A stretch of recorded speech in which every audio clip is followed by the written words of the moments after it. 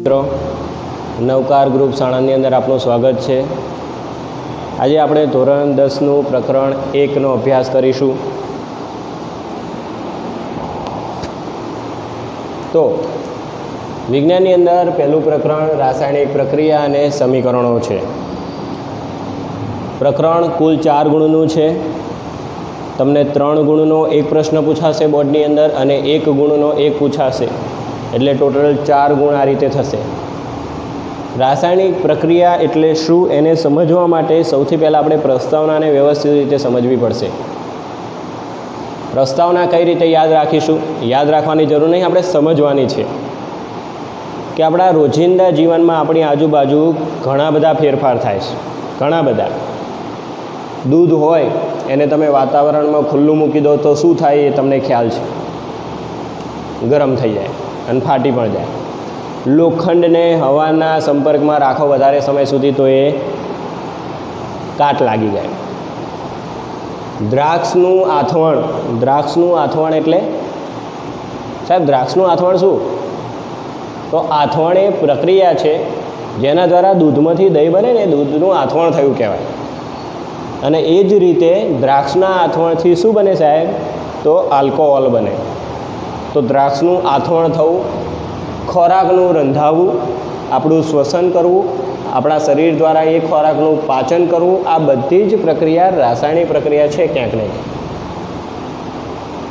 આગળના ધોરણમાં અત્યાર સુધી આપણે ભૌતિક અને રાસાયણિક બંને ભણેલા છીએ, પરંતુ હવે ધોરણ 10ની અંદર માત્ર ને માત્ર રાસાયણિક પ્રક્રિયા અને એના સમીકરણ ભણવાના છે। તો આ બધી પ્રક્રિયા જે રોજિંદા જીવનમાં જોવા મળે છે રાસાયણિક પ્રક્રિયા છે। તો રાસાયણિક પ્રક્રિયા એટલે શું એનો અર્થ સમજવા માટે આપણે થોડીક પ્રવૃત્તિ આપેલી છે ચોપડીમાં। એ પ્રવૃત્તિને ડિટેલમાં સમજીએ જેથી 1 માર્કનો પ્રશ્ન પૂછાય તો પણ આપણને આવડે। હું તમને ચાલુ લેક્ચરમાં જ કહેતો રહીશ કે આ જગ્યાએ આ માર્કનો પ્રશ્ન પૂછાઈ શકે છે, પણ બોર્ડની અંદર ફિક્સ 1 માર્ક અને 3 માર્કનો એક પ્રશ્ન। પ્રવૃત્તિ પહેલી, મેગ્નેશિયમની પટ્ટીનું હવામાં દહન। મેગ્નેશિયમની પટ્ટી લાવવાની, કાર્ડ પેપર વડે સાફ કરવાની। સાહેબ એને સાફ કરવી પડે? હા, કારણ કે ઘણા સમયથી પડેલી હોય એટલા માટે એને સાફ કરવી પડે। તો મેગ્નેશિયમની પટ્ટીને સાફ કરવાની, ચકચકાટ થઈ જાય એટલે મેગ્નેશિયમની પટ્ટીને બન્સન બર્નરની જ્યોત ઉપર લઈ જવાની। સાહેબ બન્સન બર્નર એટલે લેમ્પ આવે જેને સળગાવવા માટે ઉપયોગ થાય। તો બન્સન બર્નરની જ્યોત ઉપર લઈ જાઓ એટલે મેગ્નેશિયમની પટ્ટી સળગશે, જગારા મારતી પ્રજ્વલિત જ્યોત સાથે સળગશે અને નીચે રાખેલા બાઉલની અંદર સફેદ રાખ પડશે। આ સફેદ રાખ એ શું છે? તો મેગ્નેશિયમ ઓક્સાઇડ। મેગ્નેશિયમની પટ્ટીને હવામાં દહન કરતાં તે જગારા મારતી જ્યોતથી સળગે છે અને સફેદ રાખ આપે છે। તો આ પ્રક્રિયા કઈ થાય? તો એના માટે magnesium plus oxygen gives to magnesium oxide, magnesium Mg, oxygen O2। આ આપણે પછી લખીએ, કેમ? કારણ કે આપણને ખ્યાલ છે કે ઓક્સિજન આ બાજુ કેટલા છે? 2 અને જમણી બાજુ કેટલા છે? 1। તો અહીંયા આગળ જ 2 ગુણાય તો અહીંયા આગળ પણ Mg 2 કરવા પડે। તો આમાં શું થયું? પદાર્થની અવસ્થા બદલાઈ। એક પટ્ટી હતી એ રખ્યા સ્વરૂપે આપણને મળી। તો આમાંથી પ્રશ્ન પૂછાઈ શકે કે પદાર્થની અવસ્થા બદલે। નેક્સ્ટ, પ્રવૃત્તિ નંબર 2, લેડ નાઇટ્રેટ અને પોટેશિયમ આયોડાઇડ વચ્ચેની પ્રક્રિયા। આ પ્રવૃત્તિમાં આપણે રંગ યાદ રાખવાના છે। લેડ નાઇટ્રેટ, લેડ એટલે Pb, નાઇટ્રેટ એટલે NO3, Pb 2+ અને NO3 -1 એટલે NO3 કેટલા જોઈએ? 2। માટે લેડ નાઇટ્રેટનું સૂત્ર શું બને?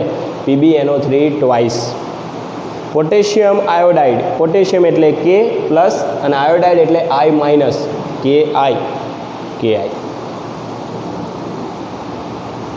અત્યારે આપણે આ નથી લખતા। શું બને? તો Pb એ Kની જગ્યા લે અને K એ Pbની જગ્યા લે, માટે શું બનશે? તો Pb એ I સાથે જોડાય એટલે PbI2 પોટેશિયમ આયોડાઇડ કહેવાય। યાદ રાખજો, PbI2 લેડ આયોડાઇડ। અને અહીં આગળ K એ NO3 સાથે જોડાય એટલે KNO3 potassium nitrate. Lead nitrate સફેદ રંગનો હોય, પોટેશિયમ આયોડાઇડ રંગવિહીન હોય અને જે પદાર્થ મળે PbI2 લેડ આયોડાઇડ એ પીળા રંગનો હોય તો તમને આ પૂછાય છે PbI2 અથવા લેડ આયોડાઇડનો રંગ જણાવો, કારણ કે પ્રવૃત્તિ છે એટલે પૂછાઈ શકે છે પીળો. ત્રીજી પ્રક્રિયા ઝીંક ધાતુની એસિડ સાથે પ્રક્રિયા. ઝીંક ધાતુની એસિડ સાથે પ્રક્રિયા. આના માટે એક કોનિકલ ફ્લાસ્ક જોશે આવો, એની અંદર દાણાદાર ઝીંક અને એસિડ હશે.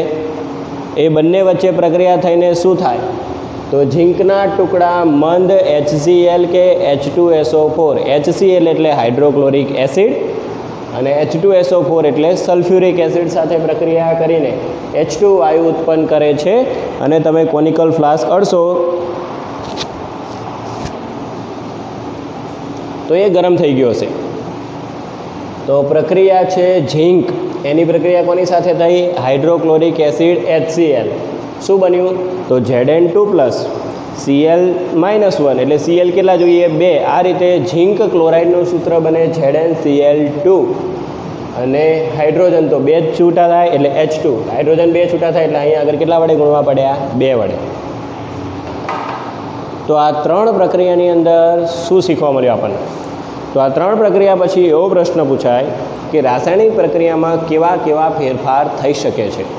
તો એના 4 મુદ્દા. પહેલું, પદાર્થની અવસ્થા બદલાઈ શકે છે, પદાર્થના રંગમાં પરિવર્તન જોવા મળે છે, વાયુ ઉત્પન્ન થઈ શકે છે અને ગરમી પણ ઉત્પન્ન થઈ શકે છે, એટલે તાપમાનમાં ફેરફાર થાય. આટલી વસ્તુ આપણને આ 3 પ્રવૃત્તિથી શીખવા મળી. આમાંથી મેગ્નેશિયમની જ્યોત કેવી રીતે સળગે છે એ યાદ રાખવાનું, આમાંથી બધાના રંગ યાદ રાખવાના છે અને આમાં હાઇડ્રોજન વાયુ ઉત્પન્ન થાય છે. જૂના સિલેબસની અંદર હાઇડ્રોજન વાયુ ઉત્પન્ન થવાની પ્રક્રિયા છે આ એકચ્યુઅલી, કે કોનિકલ ફ્લાસ્કની અંદર ઝીંકના ટુકડા અને એસિડ વચ્ચે પ્રક્રિયા થાય. હવે આપણા ચેપ્ટરનો પહેલો ટોપિક રાસાયણિક સમીકરણો. તો રાસાયણિક સમીકરણ એટલે શું એ તો તમને પૂછાય, સમજાવો ડિટેલની અંદર. તો હવે જે હું બોલું એ રીતે લખવું પડશે. તો પહેલો મુદ્દો શું લખવાનો? પ્રવૃત્તિ 1નું વર્ણનાત્મક સ્વરૂપ.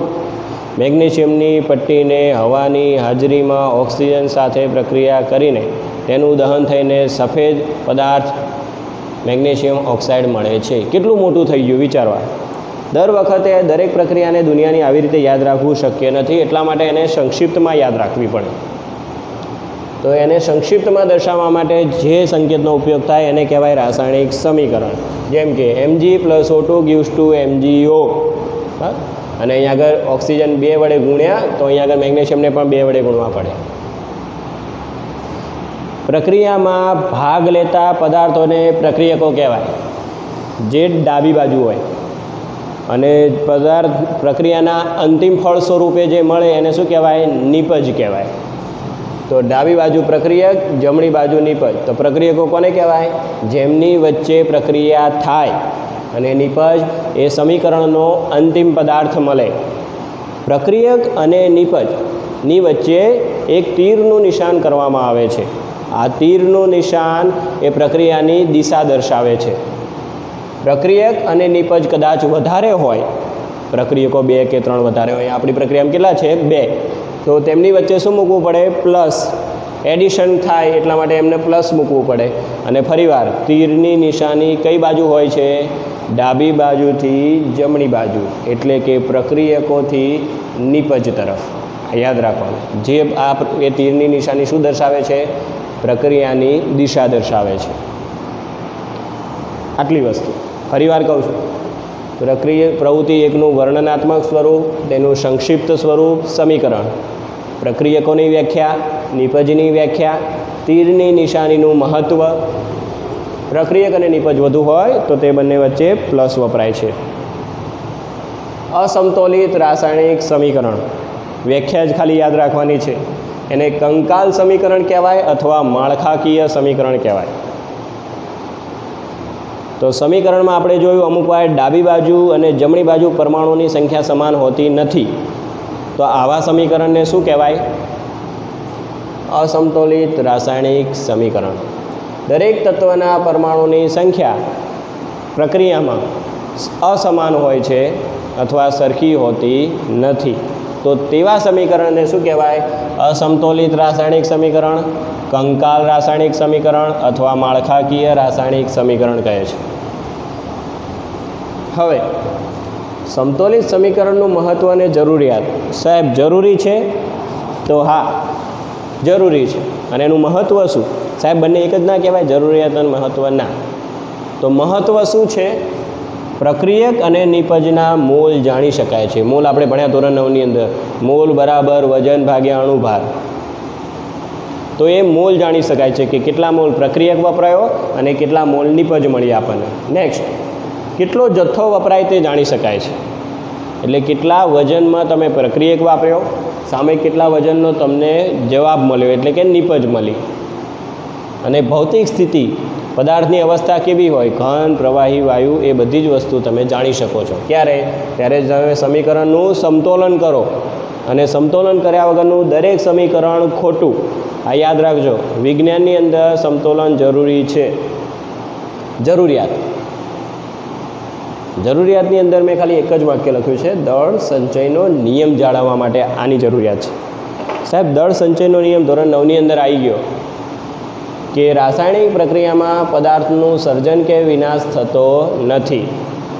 મીન્સ કે જેટલો પદાર્થ તમે પ્રક્રિયામાં ઉમેરો છો, સામે એટલી જ તમને નિપજ મળી રહે છે. તો આ બધી પ્રક્રિયામાં તમે જોયું કે ઓક્સિજન 2 હતા, પણ જવાબમાં તો એક જ મળતા હતા. તો આવું તો શક્ય જ નથી કે 2 પરમાણુ તમે ઓક્સિજનના નાખો સામે 1 મળે. એટલા માટે દળ સંચયનો નિયમ જાળવવા માટે કોઈપણ સમીકરણને સંતુલન કરવું જરૂરી છે. આના માટે તો સમીકરણનું જરૂરિયાત દળ સંચયનો નિયમ જાળવવા માટે. હવે એક ઉદાહરણ લખું, જેમ કે અહીં આગળ ઝીંકની પ્રક્રિયા HCl સાથે કરી હતી, એ સમીકરણ જોયું આપણે. Zn + HCl gives to ZnCl2 + H2. H2 2 છે એટલા માટે અહીં આગળ 2 વડે ગુણ્યા. હવે હું H2SO4 સાથે પ્રક્રિયા કરું તો ઝીંક પ્લસ H2SO4, ઝીંક SO4 સાથે જોડાય એટલે ZnSO4, Zn2 + SO4 2- બંને ડાયરેક્ટ જોડાઈ જાય અને H2 દૂર થઈ જાય. હવે આમાં તમે જુઓ Zn, H2, SO4 બધું સરખું જ છે. આમાં આ સમીકરણ સંતુલનમાં છે એમ કહેવાય. જો આ સંખ્યા સરખી ના હોય તો એ ફરીવાર અસમતોલિત સમીકરણ બની જાય અને એને સમતોલિત બનાવવું પડે. તો આના પછીના ભાગની અંદર આપણે સમીકરણને કઈ રીતે સંતુલિત કરવું તે ઉદાહરણ સહિત સમજીશું. પણ અત્યારે રોજિંદા જીવનમાં જોવા મળતી પ્રક્રિયા, મેગ્નેશિયમની પટ્ટી, રંગ પરિવર્તન, લેડ આયોડાઇડ અને લેડ નાઇટ્રેટ અને પોટેશિયમ આયોડાઇડ, ઝીંકની એસિડ સાથે પ્રક્રિયા અને રાસાયણિક સમીકરણ એટલે શું, રાસાયણિક સમીકરણને અસમતુલિત ક્યારે કહેવાય અને એને સંતુલિત કેમ કરવું પડે, આટલી વસ્તુ આપણે જોઈ. બીજી એક માહિતી આપી દઉં. આ જે પ્રક્રિયા હતી જેમાં પીબીએ કે અને કે પીબીનું સ્થાન લીધું, આ પ્રક્રિયાને કહેવાય દ્વિવિસ્થાપન પ્રક્રિયા. કઈ પ્રક્રિયા? દ્વિવિસ્થાપન, જે પ્રકરણમાં ડિટેલમાં શીખવાની છે આપણે. અને આ પ્રક્રિયાની અંદર કોનિકલ ફ્લાસ્ક ગરમ થયો એટલા માટે આને શું કહેવાય? તો ઉષ્માક્ષેપક પ્રક્રિયા. સાહેબ આવું પૂછાય? હા. પ્રક્રિયા આપી દે તમને કે આનો પ્રકાર જણાવો, એટલા માટે. અને આ પ્રક્રિયા કઈ છે? ઉષ્માક્ષેપક, કારણ કે ગરમી ઉત્પન્ન થઈ એ પ્રક્રિયાની અંદર. તો આના પછીનો ભાગ આપણે સમયાંતરે મૂકતા રહીશું. એ માટે ચેનલને સબસ્ક્રાઈબ કરશો અને આવી જ રીતે તમને દરેક વસ્તુ મળતી રહેશે. અને બીજું, ઘણા લોકો એવું સમજે છે કે પ્રવૃત્તિ શું મહત્ત્વની છે, પણ એક માર્કની અંદર કંઈ પણ પૂછાઈ શકે છે અને આપણે આ ચાલશે ઓલું ચાલશે એની અંદર ઘણા બધા માર્ક ગુમાવીએ છીએ. તો કોઈ વસ્તુ ચાલે નહીં, કરવી જ પડે અને દરેક વસ્તુ વ્યવસ્થિત રીતે કરીશું આપણે. Thank you.